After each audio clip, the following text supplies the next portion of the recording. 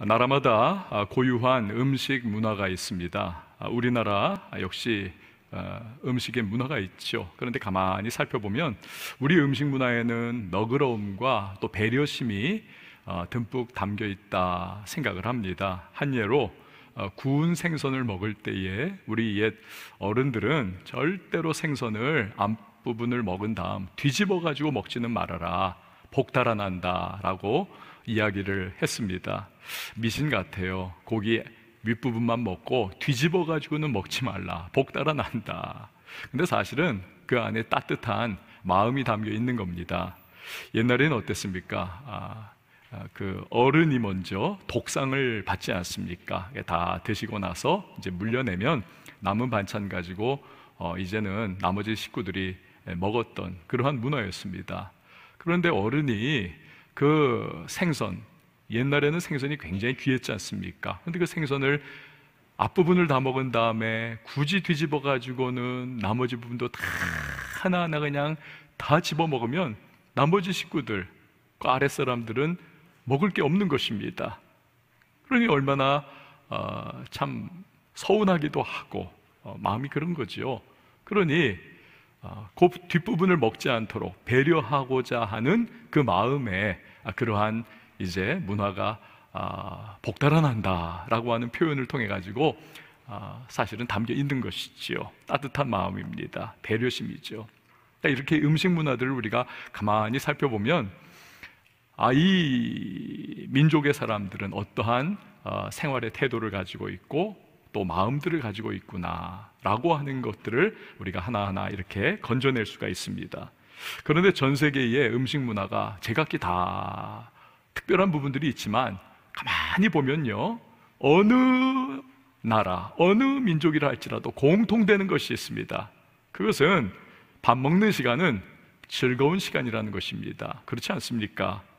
아무리 힘든 하루를 보냈어도 온 가족이 함께 둘러앉아가지고 밥을 먹으면 위로가 있습니다. 또 새 힘이 납니다. 행복하고 즐겁고, 그리고 직장과 일터의 현장에서 막 치이고 어려웠던 마음들이 또 이 가족의 분위기, 사랑, 그 음식 가운데에 이제는 썩 사라져가는 것을 봅니다. 그래서 음식이라는 것이 중요한 거죠. 또 그렇기 때문에 유명한 요리사분들이 참 인기가 하늘을 찌르는 것 아닌가 생각도 해봅니다. 오늘 우리는 본문에서 예수님께서 왁자한 잔치집에서 오늘 식사를 하시는 모습을 봅니다. 아주 편안하고 또 즐거운 그런 시간. 우리 예수님 눈코 뜰 새 없이 바쁘지 않았습니까? 오래간만에 이 잔치집에서 참 여유를 가지고 즐겁게 식사를 하고 계시는 겁니다. 하지만 그 분위기는 얼마 가지 못합니다. 왜냐하면 율법학자들이 서기관들이지 않습니까? 항의를 해왔기 때문에 그렇습니다. 16절 말씀을 한번 보세요. 어떤 항의인가? 바리새인의 서기관들이 예수께서 죄인 및 세리들과 함께 잡수시는 것을 보고 그의 제자들에게 이르되 어찌하여 세리 및 죄인들과 함께 먹는가? 이 사람들은 예수님께서 세리와 죄인들과 함께 식사하시는 것을 비난을 했습니다. 그러니까 예수님께 직접 대들지는 못했지만 예수님의 제자들에게 아주 비난을 한 거죠. 그런데 그 이야기가 예수님의 귀에 들렸단 말입니다. 그러자 예수님이 대답하시는 거예요. 17절, 아주 유명한 대답이죠. 같이 한번 읽어봅니다. 시작. 예수께서 들으시고 그들에게 이르시되 건강한 자에게는 의사가 쓸데없고 병든 자에게라야 쓸데있느니라. 나는 의인을 부르러 온 것이 아니요 죄인을 부르러 왔노라 하시니. 아멘. 자, 이 장면을 가만히 상상을 해보면 그림이 이렇게 그려지지 않습니까? 율법학자요 종교 지도자들이, 서기관들이 하는 그 책망의 말이 들렸을 때에 그 막 그냥 잔치 분위기가 갑자기 일순간에 얼어붙어 버리는 겁니다. 얼어붙어 버리는 거예요. 다 멈추고 든 숟가락도 입에 넣지 못하고 그 막 즐거워하던 얼굴 표정이 갑자기 굳어버리고 예수님의 얼굴 표정과 서기관들의 얼굴 표정만을 번갈아 바라보면서 조용하고 싸늘한 분위기가 돼버린 겁니다.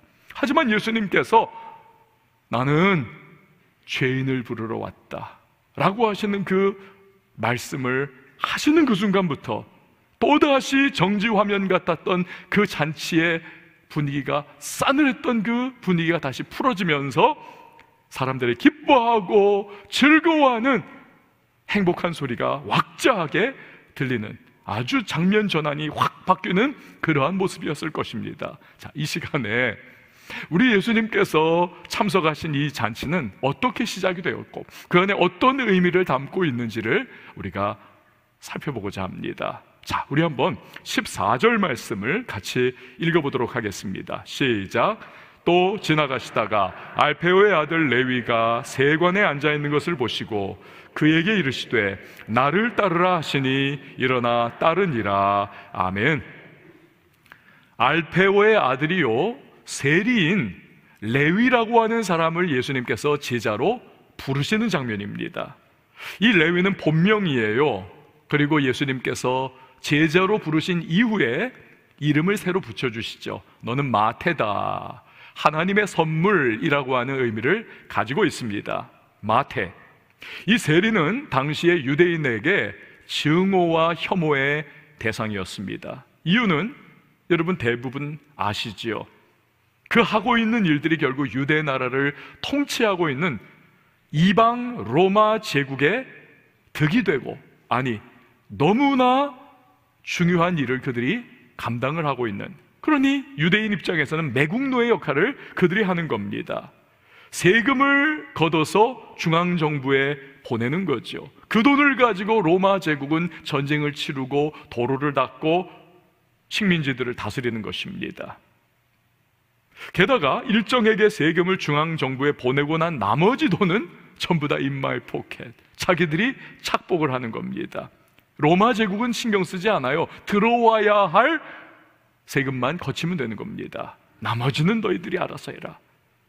그렇기 때문에 세리들은 아주 부자들이었습니다. 대부분이 많은 돈들을 터무니없이 뜯어냈던 사람들, 심지어 길을 통과할 때는 통과세 내라, 마차를 타고 가는 사람들은 세워가지고는 마차 바퀴 숫자에 따라서 바퀴세를 내라, 물고기 잡는 어부들에게는 물고기세를 내라, 여러 가지 다양한 세금 항목들을 자기들이 만들어가지고는 고혈들을 뽑아냈던 것입니다. 그 얼마나 사람들이 반발을 합니까? 요즘 세상에서도요, 여러분 조세 저항 운동이 일어나는 일들이 있지 않습니까?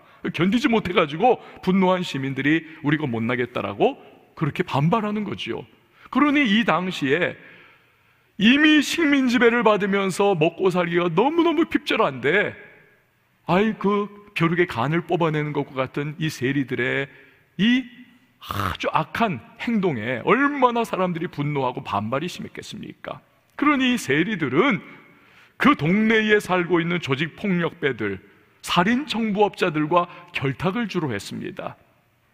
반발이 아주 심한 주도적인 사람들을 쥐도 새도 모르게 하여튼 죽여버리기도 하고, 폭력을 행사하면서 뜯어내는 그 일들을 그렇게 했던 것이죠. 그러니까 사람답지 않은 존재로 그렇게 여겨지던 것이 바로 세리입니다.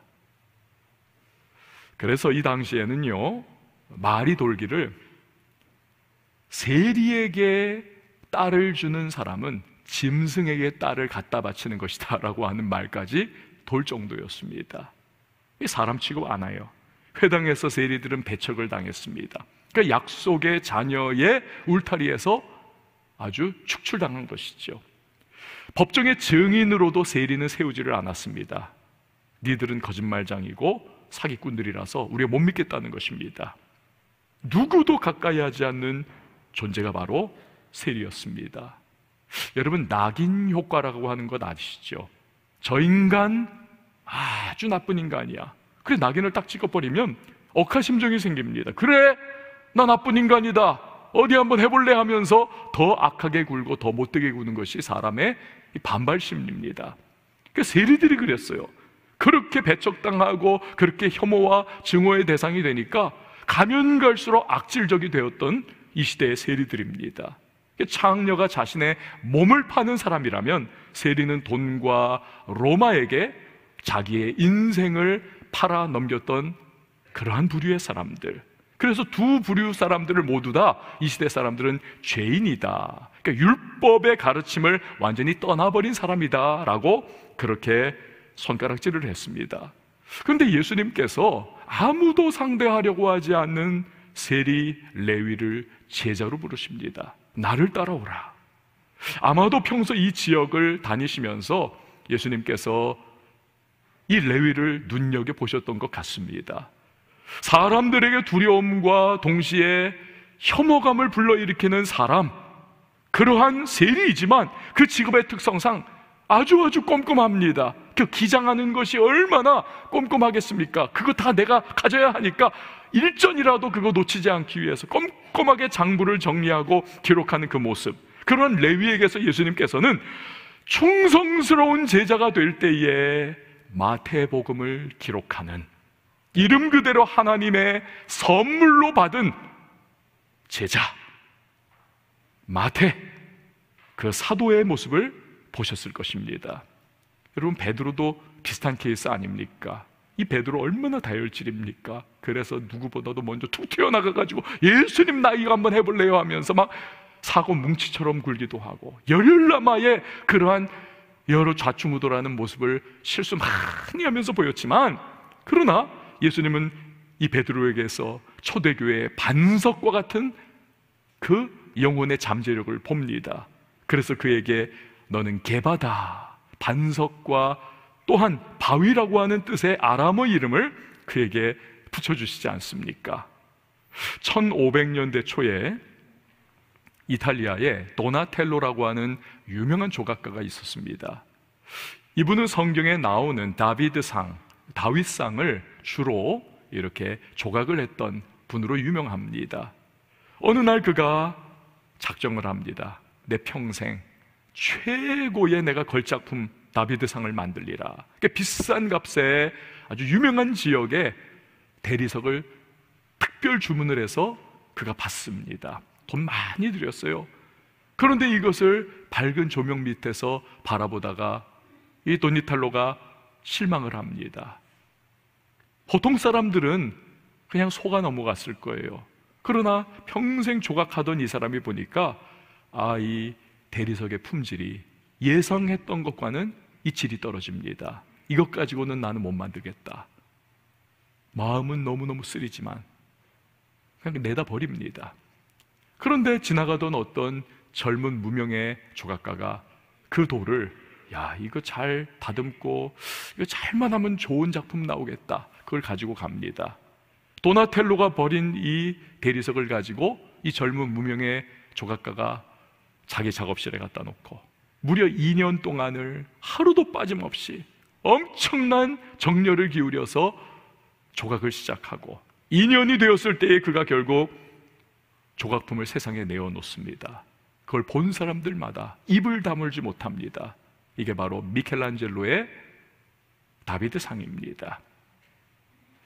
여러분, 위대한 조각가에게는 쓸모없이 버려지는 돌이 없는 것입니다. 그렇다면 우리 하나님 어떤 분이십니까? 무에서 유를 창조하신 하나님, 혼돈에서 보시기에 심히 좋았더라 세상을 완벽하게 창조하신 그 주님께 쓸모없는 인생, 버려지는 인생은 없는 것입니다. 없는 거예요. 예수님이 고치지 못할 인생은 없는 것입니다. 아멘. 예수님은 그 시대 사람들에게 가장 소외받고 가장 무가치하고 가장 혐오와 증오의 대상이던 이 세리 레위를 들어서 쓰기로 하셨습니다. 그래서 제자로 부르신 겁니다. 레위가 만약에 이 부르심에 응답하기만 한다면 그의 인생은 180도 달라지는 겁니다.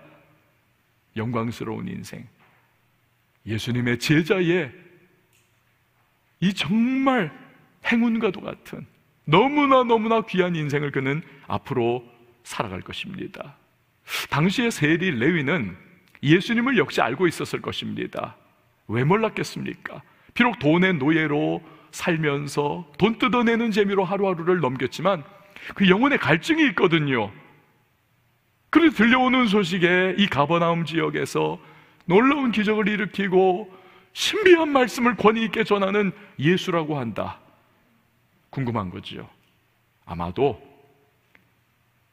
사람들 앞에 돌 맞을까봐 그냥은 못 갔을 것이고, 옷으로 자기를 그 밤에 가리고는 겨우겨우 몰래 들어가서 또는 사람들 틈에 드러나지 않게 예수님의 말씀을 전해 들으면서 뜨거운 눈물을 흘렸을지도 모릅니다.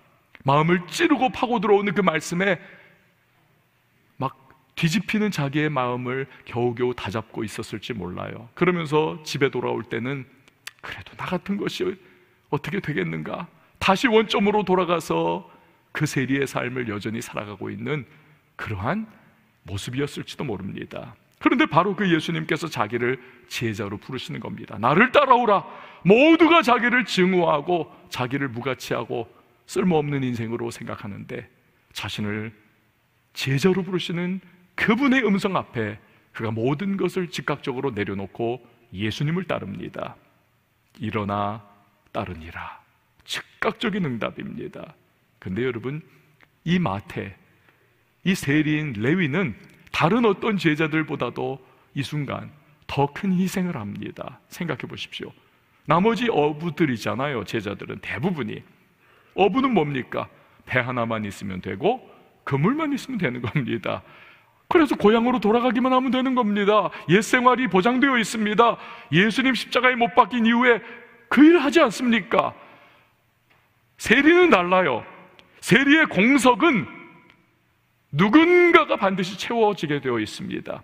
욕을 먹기는 하지만, 증오의 대상이기는 하지만, 핍절한 식민지 통치하에 삶을 살아가는 사람들에게 자식에게 입에 밥 넣어줄 수 있다, 아니 한몫 엄청 챙길 수 있다라고 하는 이 세리의 직분은 돌 맞아도 감내할 수 있는 그런 위치인 겁니다.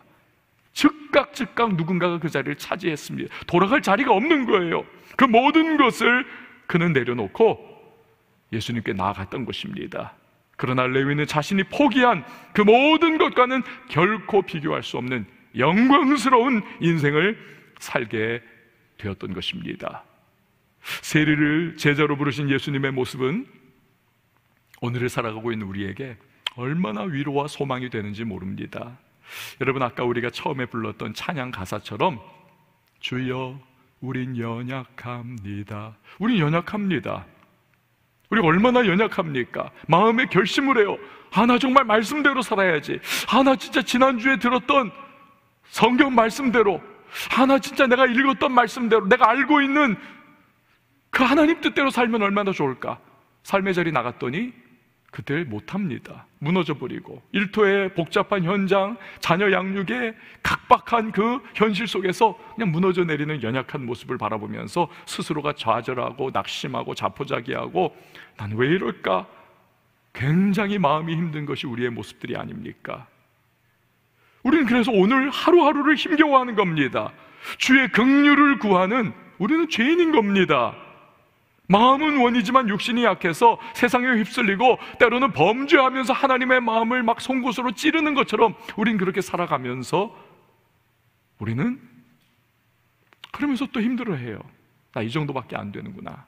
그럼 우리를 사탄은 치열하게 공격하고 정죄의식을 심어줍니다. 그러다 보면 우리는 우리 자신을 난 아무짝에도 쓸모없는 인간이야, 그냥 그렇게 주님께 버림받은 존재처럼 여겨지기도 합니다. 그러나 여러분, 결코 그렇지 않다는 것입니다.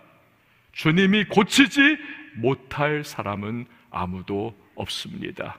주님이 변화시키지 못하는 사람은 아무도 없습니다. 주님의 손에 붙들려서 인생이 뒤바뀌지 않을 사람은 아무도 없는 것입니다. 전에 어느 교인분과 이제 이 얘기를 하다가 이런 이야기를 들은 적이 있습니다. 이분이 이제 건축업을 하세요. 건축업을 평생 건축업을 했습니다. 그 건축업 이야기를 막 이래저래 이야기하다가 이제 나온 얘기입니다. 이분 말씀하시기를 벽돌이 있는데 벽돌을 사와가지고 비싸게 돈 주고 깨끗한 그 벽돌들이 정말 돈값 하는 그 벽돌들을 쫙 쌓아놓으면 벽돌들이 깨끗은 한데 뭔가 밋밋하다는 겁니다. 그런데 참 신기하게도 돈 주고는 안 살, 삐쭉삐쭉하지요. 제대로 하여튼 연마도 안 돼 있지요. 모양도 그냥 짱구가 같은 부분이 있고 툭 튀어나온 부분이 있는, 그래가지고는 돈값 못하는 그냥 헐값으로 가지고 온 그러한 못난 벽돌들인데, 이 벽돌들을 잘 정렬을 해가지고 쫙 쌓아놓으면 그 아까 비싼 돈 주고 아주 그냥 밋밋 반질반질했던 그 벽돌들로 쌓은 것보다 훨씬 아름답다는 겁니다. 훨씬 근사하다는 거예요. 각각의 특징들, 이것들이 막 모여가지고는 멋진 건물이 된다는 겁니다.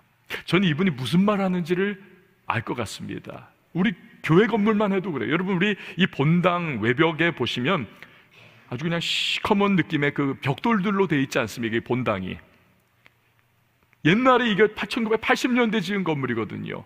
그러니까 뭐 그때 우리 교회가 돈도 없었고 하니까 이게 저 건물 이 외벽 둘러싸고 있는 벽돌이 이게 비싼 게 아닙니다. 이게 중저가예요. 싼 겁니다. 시커멓고 삐죽삐죽하고 좀 못난 부분들도 있는 벽돌들이 여기저기 막 박혀 있는데, 그런데 여러분, 우리가 이 교육관 건물을 신축을 했지 않습니까? 그 교육관 건물이 우리 이 여러분의 자리에서 오른쪽에 있는 이 본당 외벽과 이어져서 건축이 되지 않았습니까? 그래서 이 본당의 오른쪽의 벽돌들이 교육관 건물의 내벽이 되는 겁니다. 내벽이 돼요. 그래서 제가 여기를 교육관을 걸어갈 때마다 그 벽돌을 보면서 야, 어쩌면 저렇게 아름다울까? 어쩌면 저렇게 정말 짜맞춘 것처럼 이 교육관 그 복도 벽에 이렇게 아름답게 이 벽돌들이 구성이 되어 있을까? 여러분이 지금 뭔 소리 하는지 잘 모르시는 것 같은데 끝나고 한번 교육관 벽돌 한번 쫙 그 벽을 한번 보세요. 진짜 멋있습니다. 정말 못나 보이고 삐쭉삐쭉하고 시커멓고 그랬던 벽돌이 그런데 제대로 설계된 건물과 함께 딱 붙어 있으니까 너무 멋진 거예요. 여러분, 우리나라는요, 고급 레스토랑에는 굉장히 고급 식기를 쓰지 않습니까? 그래서 그 정말 비싼 식기 위에다 음식을 착 담아놓고 서빙이 되는데, 만약에 그 식기에 금이가 있거나 이빨이 빠져 있다면 어떻게 하겠습니까? 물리는 거죠, 물리는 거. 근데 중국에 가셨던 분들은 아시겠지만 진짜 고급 중국 음식점이나 아주 그냥 오래된, 아주 그냥 세월이 누적돼서 유명해진 그러한 곳에 가면 이빨 빠진 오래된 그릇들, 금이 이렇게 쫙 가있는 그런 그릇들, 그래서 야, 여긴 정말 오래된 곳이구나, 그런 식기에 이렇게 담아서 나옵니다. 여러분, 그런 거 못 먹어보셨죠? 별로 비싼 데를 못 가보셔서 그래요. 그런 거예요. 여러분, 하나님은 못난 벽돌같이 깨진 우리들, 금이 가고 이빨이 빠진 것과 같은 그런 우리들을 부르셔서 얼마든지 사용해 주실 수 있음을 믿으시길 바랍니다. 그러니까 상처가 많을수록 우리를 상처 입은 치유자, wounded healer, 우리가 상처를 너무 받았고 아픔을 겪었기 때문에 동일한 고통과 고난을 겪고 있는 사람을 위로해 줄 수 있는 상처 입은 치유자가 될 수가 있습니다. 실패가 많을수록 주님의 은혜를 증거하는 간증자가 될 수 있습니다. 그런 주님께 우리가 해야 할 일은 그 부르심에 오늘 이 세리 레위처럼 응답하면 되는 것입니다. 일어나 따르면 되는 것입니다. 그가 이끌어 가시는 대로 따라가면 되는 것입니다. 그러면 변화의 회복의 역사가 우리 인생에 일어날 줄 믿으시기를 바랍니다. 자, 부르심 받은 레위가 너무 감사한 겁니다. 아야, 이분을 나만 만나면 안 되지, 나만 이분 말씀 들으면 안 되지. 자기의 친구 세리들을 다 부르는 겁니다. 그 죄인들을 전부 다. 그래서 집에서 잔치를 여는 것이죠. 이게 배경입니다. 자기처럼 죄인 된 세리 친구들을 불러서 예수님 말씀 듣게 하는 것. 근데 그때의 모습을 오늘 이 마가복음을 기록한 예수님의 제자 마가가 잘 묘사를 하고 있습니다. 15절 말씀을 한번 보십시오. 같이 한번 읽어봅니다. 시작. 그의 집에 앉아 잡수실 때에 많은 세리와 죄인들이 예수와 그의 제자들과 함께 앉았으니 이는 그러한 사람들이 많이 있어서 예수를 따름이러라. 아멘. 여러분, 우리는요 까다롭습니다. 그래서 싫어하는 사람과는 별로 밥 같이 먹고 싶어 하지 않습니다. 그렇죠? 그래서 이 핑계, 저 핑계, 스케줄 있고, 뭐 약속 있고 이러면서 점점 우리는 밥을 같이 안 먹으려고 하는 경향이 있습니다. 싫어하는 사람은. 물론 지금처럼 코로나 시간에는 우리가 주로 거의 안 먹죠. 뭐 당연한 거죠. 평소 말입니다. 정상적인 상태. 그러니까 어쩔 수 없이 먹게 되면 심지어는 체하기도 합니다. 체하기도 해요. 이처럼 여러분, 밥을 함께 먹는다는 것은 그냥 밥 먹는 게 아니지 않습니까? 그 사람을 내가 받아들인다, 그 사람과의 관계를 내가 희망한다라고 하는 것을 가지고 있지 않습니까? 그래서 남녀 간에도 함께 밥을 먹지 않으면 이 연애가 발전이 안 되지 않습니까? 근데 예수님은 유대 사회에서 가장 증오와 손가락질의 대상인 세리, 죄인들, 이들과 함께 잔치에서 음식을 드십니다. 특별히 우리가 읽었던 15절 말씀에서 예수님이 그들과 함께 앉았다라고 기록을 했지요.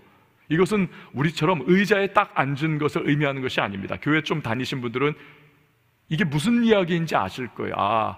쿠션들을 이렇게 둥그렇게 깔아놓고는 이제 옆으로 이렇게 비스듬하게 누운 건 아닌데 비스듬하게 해가지고 편안한 자세로, 그래서 음식을 먹고 접시를 돌리면서 대화를 옆에 사람들하고 담소를 나누는 가장 편안한 그러한 식사의 모습을 묘사를 하고 있는 것입니다. 그러니 여러분, 예수님께서 지금 이 세리 레위와 그의 동료들과, 다시 말하면 이 죄인들과 함께 식사하시는 모습이 너무너무 편안하시더라는 겁니다. 즐기시더라는 것입니다. 억지로 제자 삼았던 이 레위에 그냥 꼭 오세요 해가지고 억지로 그 아재 앉아가지고는 그냥 이거 언제 끝나, 이게 아니라 이 죄인들과 함께 즐기고 대화하고 말씀을 가르치고 이 분위기를 너무너무 즐겨 하시더라는 겁니다. 그러니까 오늘 그 모습을 본 율법학자들인 서기관들이 오죽하면 야, 저럴 수가 있느냐, 이 예수님을 비난하는 것이죠. 16절 말씀을 보십시오. 16절에 바리새인의 서기관들이 예수께서 죄인 및 세리들과 함께 잡수시는 것을 보고 그의 제자들에게 이르되 어찌하여 세리 및 죄인들과 함께 먹는가? 여러분, 예수님의 대답이 무엇입니까? 유명한 대답이죠. 우리 다 같이 17절 다시 한번 읽어봅니다. 시작. 예수께서 들으시고 그들에게 이르시되 건강한 자에게는 의사가 쓸데없고 병든 자에게라야 쓸데있느니라. 나는 의인을 부르러 온 것이 아니요 죄인을 부르러 왔노라 하시니. 아멘. 건강한 자에게는 의사가 쓸데없고 병든 자에게라야 쓸데있다. 이거는 이 예수님 당시에 돌아다니고 있던 유명한 격언입니다. 근데 예수님은 그 격언을 끌어들이셔서 말씀하신 다음 예수님이 정말 하시고 싶은 그 다음 문장을 이제 연결해서 말씀하시는 겁니다. 나는 죄인을 부르러 왔다. 의인 부르러 온 거 아니야. 내가 이 자리에 있는 것은 합당한 일이야. 나는 이 사람들, 은혜가 자신에게 필요하다는 것을 알고 은혜를 베풀어 줄 수 있는 대상인 나에게로 나오는 사람들에게 나는 그들에게 은혜를 마땅히 베풀기 위해서 이 땅에 온 것이다.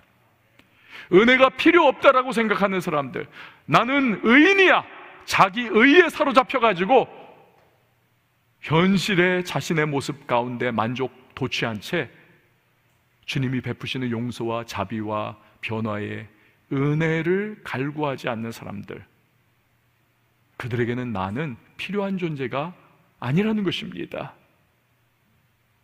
자기의가 가득한 서기관들은 절대로 그래서 예수님이 주시는 용서와 풍성한 은총을 누리지를 못했던 것이지요. 송명희 시인은 주님을 아프시게 한 것은 이라고 하는 시에서 이렇게 노래를 합니다. 주님을 아프시게 한 것은 쓰라린 가시 면류관이 아니오, 주님을 아프시게 한 것은 수치와 조롱의 침뱉음이 아니고, 주님을 아프시게 한 것은 연거푸 내려치는 채찍질이 아니며, 주님을 아프시게 한 것은 괴로움에 못 박힘이 아니라, 주님을 아프시게 한 것은 날카로운 창박히심이 아니라, 주님을 아프시게 한 것은 우리의 배반이요 우리의 불순종이며, 주님을 아프시게 한 것은 주님의 마음을 모르는 우리의 무지이리라. 여러분, 그렇습니다. 나는 의인을 부르러 온 것이 아니다, 나는 죄인을 부르러 왔노라. 이 말씀하신 주님은 그분의 마음을 알지 못한 채 나는 의인이라고 고개 빳빳이 들고 그렇게 살아가고 있었던, 저것들은 죄인이라고 정죄하고 있었던 이 서기관들의 모습을 바라보면서 얼마나 마음이 아프셨겠습니까?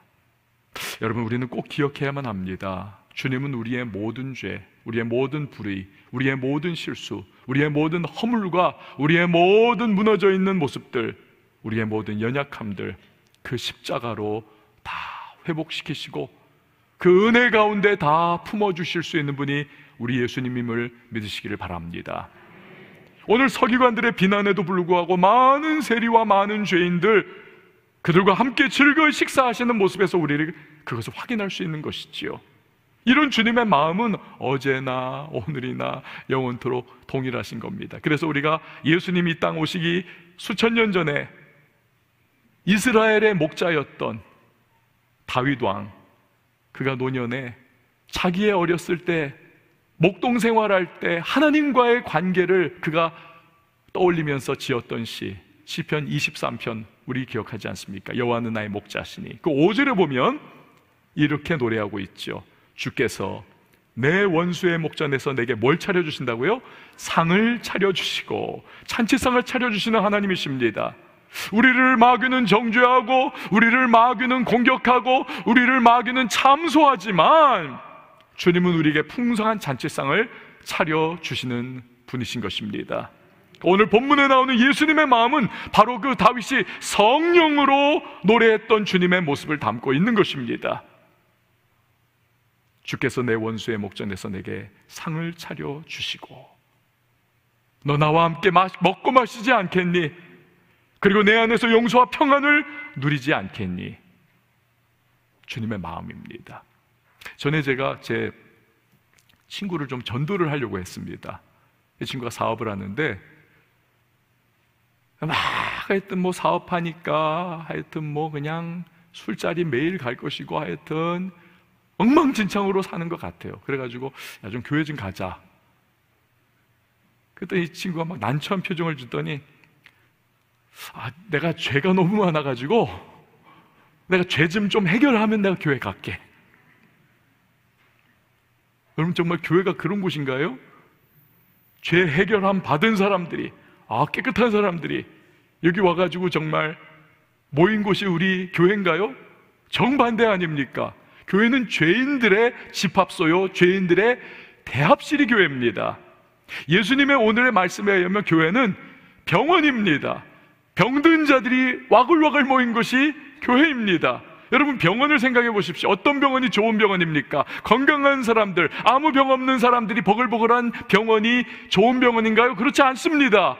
병든 사람, 암, 각종 질병, 불치병, 다른 병원에서 못 고치는 병들을 끌어안고 고통 가운데 나와 있는데 그 병원에만 오면 치료받고 회복되고 건강해지는 병원, 그 병원이 좋은 병원 아니던가요? 여러분, 어떤 교회가 좋은 교회입니까? 병든 자, 그 모든 육신의 질병뿐만이 아니라 영혼의 병들어서 정죄의식과 죄책감과 내 삶이 왜 이렇게 무너졌을까를 고통 가운데 신음하며 나온 사람들이 교회 안에서 회복되고 치료받고 주님의 은혜 가운데 감격하여 인생이 완전히 변화받은 그러한 교회가 좋은 교회 아닌가요? 여러분, 저는 우리 왕성교회가 그런 교회가 되기를 원합니다. 물론 이제 영혼이 치유받고 변화받은 이후에는 거룩한 삶을 살아가야죠. 이제는 변화받은 인생답게 살아야죠. 변화받고 치유받고 구원받았는데도 불구하고 여전히 침륜에 빠져들어가고 죄 가운데로 계속 그냥 다른 박질 치면 그건 심판의 대상이죠. 그러나 교회는 무너진 인생, 죄 지은 인생, 예수 없어 방황하는 인생이 나와 변화받고 주님 만나 구원의 기쁨과 감격을 누리며 천국 백성의 삶을 시작하는 곳이 바로 교회인 것입니다. 미국의 펜실베니아주에 살던 조지 윌슨이라고 하는 사람은 그 친구와 함께 우체국 집배원들을 대상으로 살인행각과 강도행각을 일삼습니다. 집배원들이 이제 혼자 다니니까 그 광활한 미국 땅에서, 그러니까 무방비 상태예요. 아주 흉악범죄를 많이 저질렀습니다. 그런데 체포가 돼서 두 사람 모두 다 교수형을 선고를 받았습니다. 공범은 이미 교수형을 그래서 당했습니다. 그런데 이 윌슨은 영향력 있는 친구들의 구명운동으로 정말 기적적으로 그 당시에 대통령이었던 앤드루 잭슨 대통령에게 사면장을 받을 수 있었습니다. 교수형을 앞두고 있다가 사면됐다. 이거 얼마나 기쁜 일입니까? 그런데 이 잭슨이라고 하는 사람은, 조지 윌슨이라고 하는 사람은 달랐습니다. 이 사면장을 이걸 거절을 해버렸습니다. 나는 너무나 죄를 많이 졌기 때문에 나 이거 받을 자격이 없다. 이 법원이 난처해진 겁니다. 교수형을 집행할 수도 없고 안 할 수도 없고. 이 건이 그래서 대법원까지 올라갔습니다. 존 마셜 대법원장이 사면은 은혜의 행위다 라고 정의를 내리면서 이렇게 말을 이어갑니다. 사면이 내려진다 해도 대상자가 받아들이지 않으면 그 집행, 사면 집행이 완료되지 않는다. 사면 대상자는 사면을 거부할 수 있다. 그 경우 법원은 강제할 힘이 없다. 결국 이 조지 윌슨은 은혜의 행위로 주어진 이 사면을 거부한 이유로 결국 교수형에 그대로 처해집니다. 사랑하는 성도 여러분, 우리의 모든 것을 받아들여 주시고 품어 주시고 심지어 함께 해 주시기를 원하시는 주님의 은혜가 우리에게 팔을 벌리고 있습니다. 그리고 우리와 함께하고 계십니다. 우리가 할 일은 내 자기의, 그 알량한 자기의를 버리고 그 주님께 나아가는 것입니다. 내 형편 있는 모습 그대로 주님 앞에 나아가 그분의 사랑과 은혜를 받아들이는 겁니다. 그의 사면을 은혜로 받아들이는 거죠.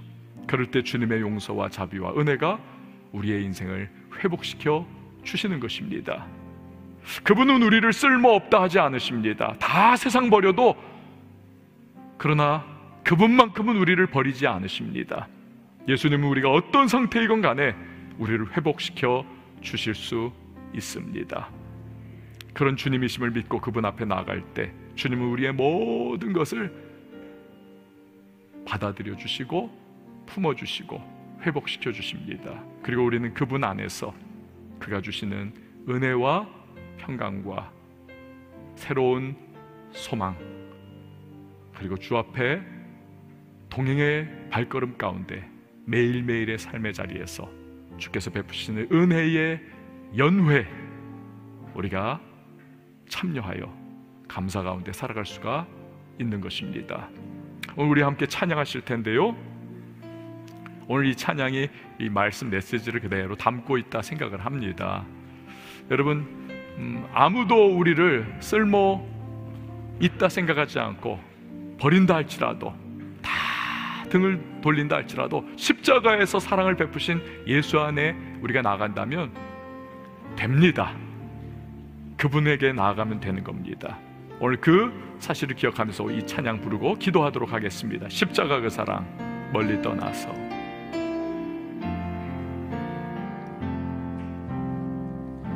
십자가 그 사랑 멀리 떠나서 무너진 나의 삶 속에, 무너진 나의 삶 속에 잊혀진 주의 돌 같은 내 마음, 돌 같은 모든 내 마음 어루만지사 어루만지사 다시 일으켜 세우신 다시 일으켜 세우신 주를 사랑합니다. 주 나를 보호하시고 주 나를 보호하시고 날 붙드시리. 나는 외롭고 주님의 자녀라 주님의 자녀라 주 너를 보호하시고 주 너를 보호하시고 붙드시리 널 붙드시리. 너는 외롭고 존귀한 주의 자녀라.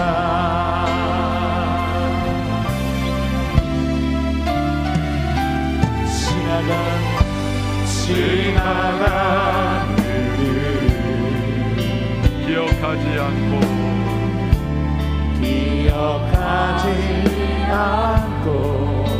이전에 행한 모든 이전에 행한 모든 일 생각지 않으리. 우리 주님 어떤 분이십니까? 사막의 강물과 길을 내시는 주 내 안에 세일 행하실 내 안에 세일 행하신 주만 바라보리라. 주 나를 보호하시고 날 붙드시니 날 붙드시리. 나는 외롭고 존귀한 주님의 자녀라.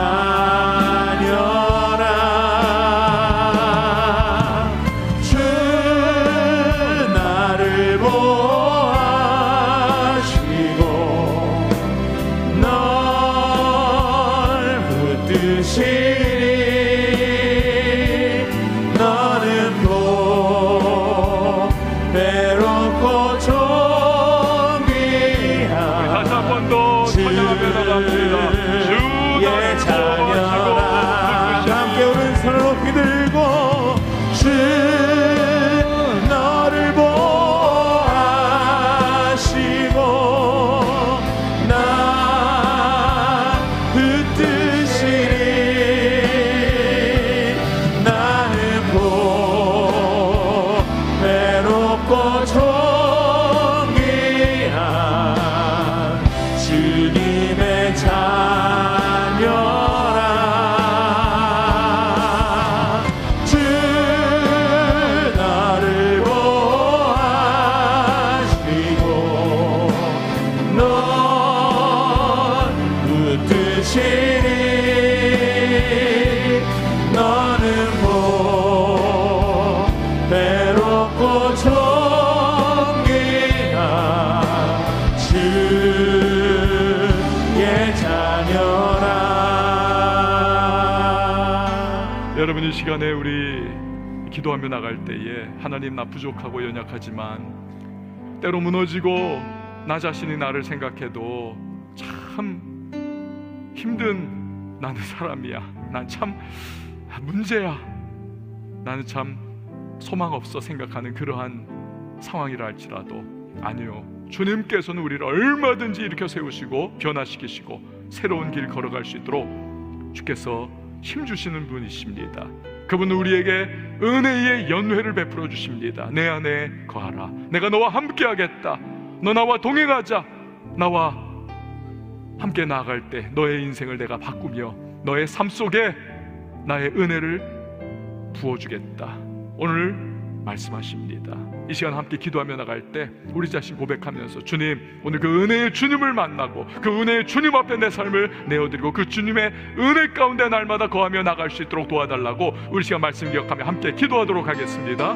하나님 아버지, 감사합니다. 주님께서 오늘 말씀을 통해서 세리의 위의 모습을 변화시키신 그 주님의 마음을 배우신 하나님 감사합니다. 손가락에 받고 저주와 보고욕과 수치의 대상이던 그의 인생을 주님 바꾸어주시고 영광스러운 주님의 백성으로 하나님의 삶으로 그 삶을 전환시키시는 주님 앞에서 우리가 우리 자신을 바라볼 때에 부족하고 연약하지만 하나님께서 우리를 변화시키시고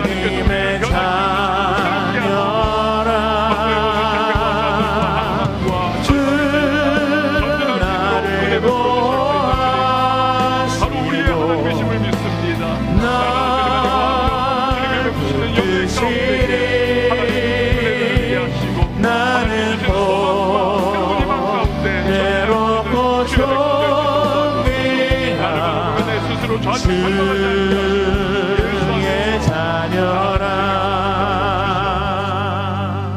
하나님 아버지, 우리의 삶에 변화를 주시고 소망을 주시고 새 힘을 주시며 은혜를 베풀어 주시는 주님과 날마다 동행하며 나갈 수 있는 우리가 되게 하여 주시옵소서. 예수님의 이름으로 기도합니다. 아멘.